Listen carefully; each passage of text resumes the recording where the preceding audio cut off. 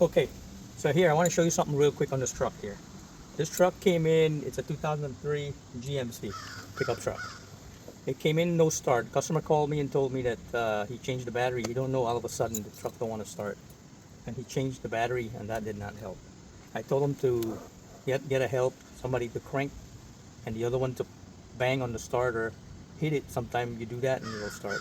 Well, that did not work, so you had to have it towed over here, and I'm checking it now to see what's wrong with it. Key. I'm cranking, it will not start. I'll put it in neutral to check neutral safety switch, see if anything there. Reverse, neutral. Nothing. I'm gonna show you something else here. Now when I turn the ignition on, the gauges is not sweeping, it's not working. And the light's not coming on except for a battery light. Let me show you that real quick. Okay, so key in. Normally if you turn the key on, it will light up. I'm only seeing a battery light. And all these gauges will sweep across the other side and then come back down. So the cluster is not working. And if you crank it, nothing. No click, no nothing. So now when that happened, customer said he replaced the battery. Said there's a new battery and there's a good battery. I don't have to check the battery. I usually start checking fuses next. Right? There's some fuses, fuses here. I check all the mini and the, yeah, it's a bunch of mini fuses there. I will not go look for one fuse. I will just turn my ignition on, connect my test light to the ground, and I'll check each and every one of those fuses. So if I found one fuse blown, I'll just replace it and then I'll try. If that doesn't work, then I'll keep looking for more fuses and relay. That's where I head next.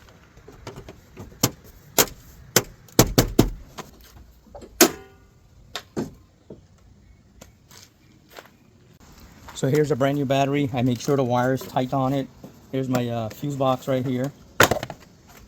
Fuse and relays in here. I tested each and every one of these fuses except for these ones here that you really can't test. So you can just look down in the little sight glass and see if it's broken. That's how I do those. I did not see anything there. And I went to my schematics and start looking into the system with the starter and the gauges to see what it could be. So it has two 40 amp fuses here, ignition 1 and ignition 2. So apparently ignition 2, if you look very carefully, ignition 2 is actually blown. So before I found the 40 amp ignition 2, number 2, 40 amp fuse is blown, I went and tested the starter because I figured maybe it's a dead starter. Most of the time you'll have a starter issue. If it's not a starter issue, sometimes you can have a froze up motor or something in the front of the motor that froze up is stopping it from turning. But the starter was not clicking at all. So I went straight to the starter and test for power there, and it has power, so I wanted to see if I could fire it up from the starter solenoid itself. I could not reach it from the top and I could not reach it from the bottom.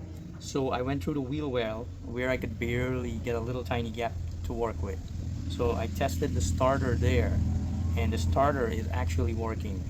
That's when I came back to the fuse box, or rather I went to my schematics and looked deep down, and I came back and I was looking at number ignition 1 and ignition 2 40 amp fuses. Started looking at it really hard, and I noticed that ignition 2 40 amp fuse is actually blown.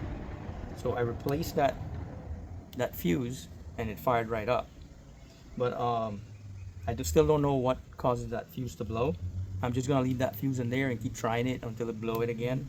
If it don't blow it, I'm just gonna cut it loose. I'm gonna find out from the customer if he did anything that could have caused it to blow. If not, we'll just leave it as is. And if it does blow again, I'm gonna give him an extra fuse that he can keep in the fuse box here. He can just pop it in, and then he can give me a call and we can dig deeper to find a problem if there is one.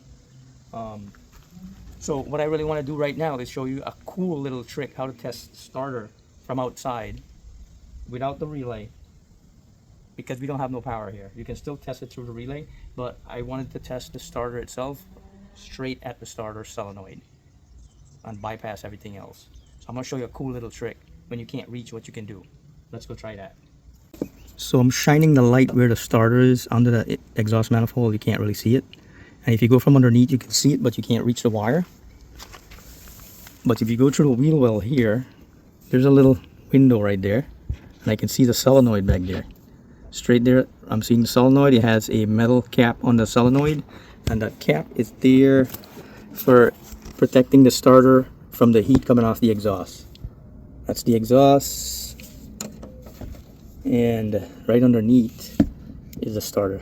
As you can see how tight that is. Right underneath there, that rusty looking thing, that's your starter solenoid. So I'm going to hook up on that starter solenoid from through this wheel well. I'm going to try to hook up on there from the wheel well. I'm going to have to push that the heat shield away so I can see the wires. I can barely get in there. I'm touching the starter. No, I'm touching the exhaust. Where is that at? Oh boy. Touching something. It's all in the back. As you can see, this is not easy to do. Okay. Push. Push. It's springy coming back when I push it. Okay. Right there. Okay, so let's see if we can see that a little bit better now.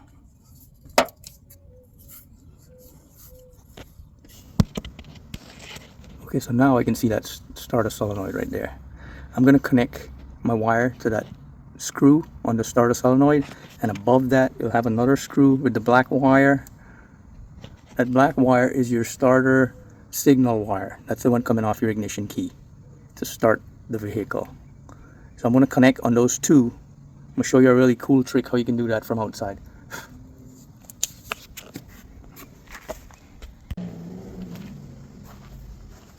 So this is the fuse I'm going to replace it.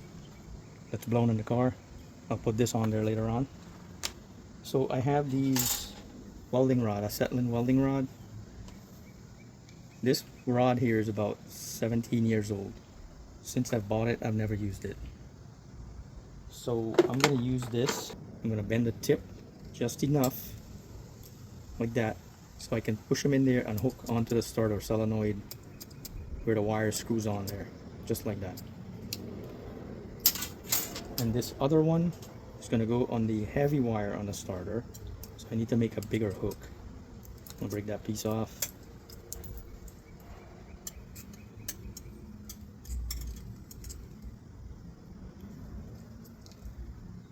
So we got a bigger hook on that one because it's a bigger bolt. Small hook and a big hook. Okay, so you might think if I do that and the wire touches like that, I'm going to be in trouble there. Touches on the frame. So I have another little trick that I'm going to use. I've never done this before. I'm doing this for the first time. But when you're working alone and you have no help and you got to get it done, you come up with all kinds of creative ideas. So this is my creative idea right here. A hook here, and the rubber will protect it from grunging off anywhere. And I have this other end right here to connect to. So we'll slide that in there again. Okay. So when I hook this on the starter on the solenoid, no, I'm not going to worry because the hose here is protecting it from grunging off on the frame. Alright. So I'm going to hook that up on there, and this two other end, you can either touch it like that, and if the starter is any good, it'll crank. Or you can hold this two together steady, like that. It'll make it touch each other. You just take a screwdriver or a pick or a pliers, anything metallic, and touch it like that. And this will operate just like you're cranking with your key to start the vehicle. So let's try this. Okay, so first I'm going to connect the starter solenoid wire because that one seems to be the hardest one to do. It's more on the top. I know it's hard for you to see, but you'll have an idea. You have an idea what I'm talking about here. It's even hard for me to see.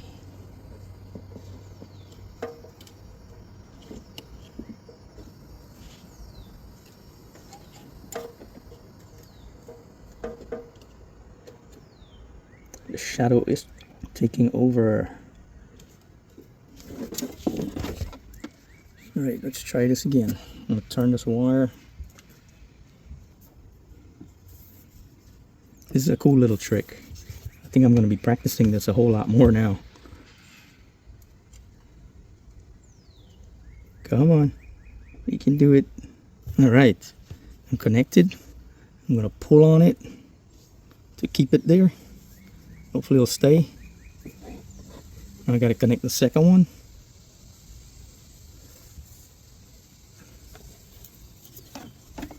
The second one goes to the wire coming off the battery to the starter, the power wire. Because this hose has this curve in it, it makes things a little bit more difficult. If it was a straight hose, it would have been easy. Okay, so that's connected now too. I'm going to slide the hose down just for protection. Right. So there I have both hoses. Wires are connected. Let's see if we can get a close up on that.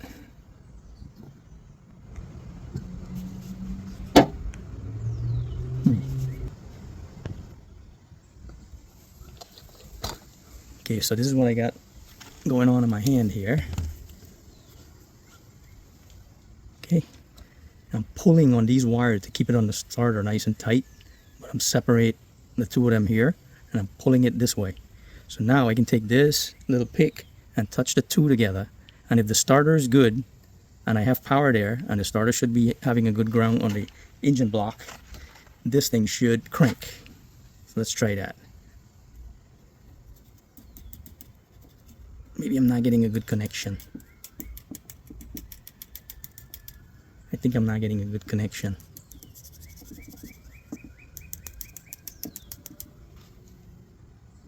So what I did is I went and I got me a jumper wire and I connect one end to the positive side of the battery, and I'm going to use this as my signal wire to connect to the starter solenoid signal to fire up the starter here. So look down in there, I'm connected to the starter signal, the little wire that comes off the starter, and positive side on your battery, and I'm going to touch it right here on this rod, this welding rod, and if the starter is any good and we have good 12 volt coming off the battery to the starter and you have a very good ground on your starter, then this thing should crank. So let's try that right now.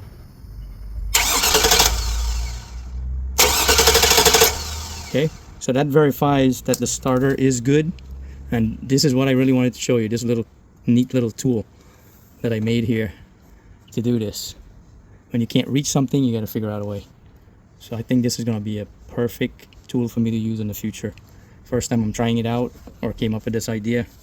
Most of the time I usually use a long screwdriver, and then you got to watch out, you don't want to touch ground with it. So after I did that and the starter worked, I went back to my electrical schematic to dig around a little harder, and I found out that there's a 240 amp fuse for ignition 1 and ignition 2. So I start looking down there really hard, the flashlight inside of this hole, and I barely saw it. It's broken, so that's a blown fuse. This is actually a good one here. The blown one is still in here. Let me take it out and show you what it looks like.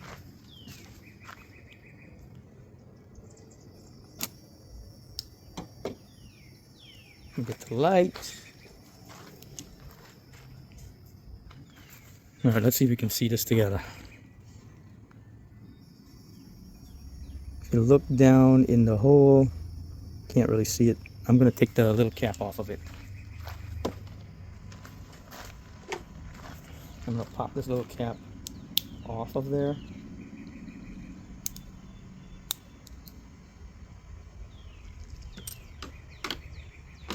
Now, let's see that again.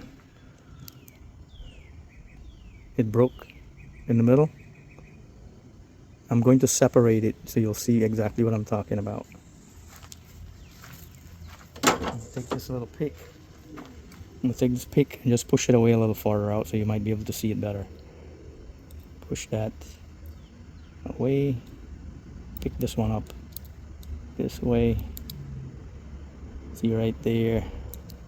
Separate it a little farther. Now let's see if you can see that now. Now, do you see that two solder connected with two copper? And it's separated? Those two are supposed to be touching each other to be a good fuse. When it blown, that's what happened. It split in half. Let's see if we can see that on the new one without separating the cover from it. It's hard to see it, but maybe I should take it off. Let's take this one off.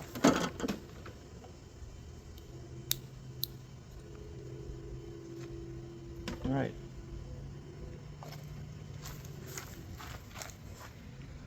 So there's what the good fuse look like, and there's what a bad fuse look like. Let me get the lights.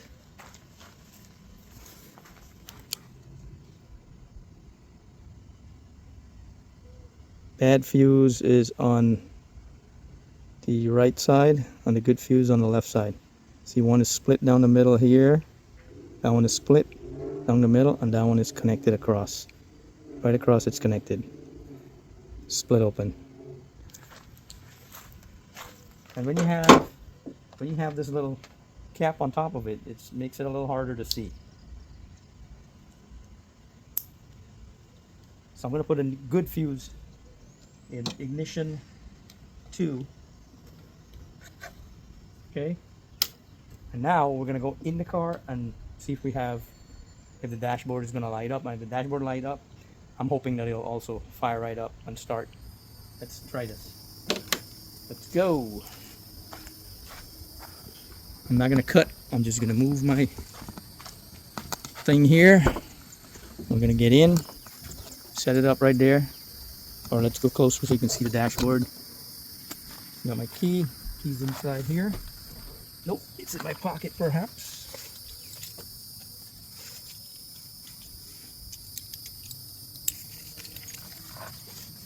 Okay, the key is in my pocket. Turn it on. There, can you see the dashboard lit up? The gauges, they moved, all the needle moved. Now you have brakes, ABS. I could see the speedometer area better, the check engine light, seatbelt light. See the gauges went back down. Let's get this a little closer. You'll see it. There. Everything lit up. It didn't blow the fuse yet. It's still working. On, off, on, off. Let's try to fire it up now and see if it'll start. Oh yeah. Still running. So the mystery is, I don't know what blew the 40 amp fuse, but it's a fuse blown on it, and for whatever reason, I don't know. I'm gonna do a little bit of stop and start, looking at a few things, and if I don't find anything, I'm just gonna cut it loose and give the customer an extra fuse to keep in the fuse box.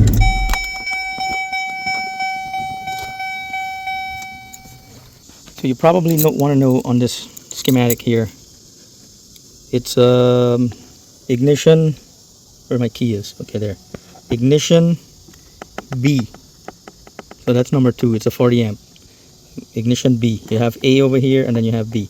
B was blown. So B would be right here. It's a broader view. And that's the one. So if your gauges are not working, your truck don't want to start, the first thing you want to do is probably go take a quick look right here and see if that fuse is blown. That might save you several hours trying to figure out what's wrong with it.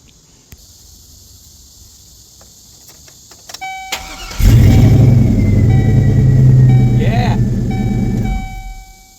So basically it's a fuse, but what caused the fuse to blow? A 40 amp fuse? Don't know. Could be a bunch of different things. Sometimes it's not that easy. I don't think it's the starter. It's something else. I don't know if he was messing around with anything and caused it to blow. But that I'll have to find out from the customer. But I just wanted to show you that when you're stuck between a rock and a hard place, you're working alone and you have nobody to help you, especially me needing to push this car out of here and get him on a rack or something. You have to come up with creative ideas to get it done. I don't stop. I don't give up. I always try and keep trying. So that's a cool little trick to test the starter. And that's what I really wanted to show you. But before we get there, it's part of diagnostic of what I found, and I hope you like the video. I'm always making cute little interesting educational video like this, so share it with your friends, and if you haven't subscribed, you might want to subscribe because I'm always doing something cool. So until my next video, thank you for watching. and let's do another video another time. Over and out.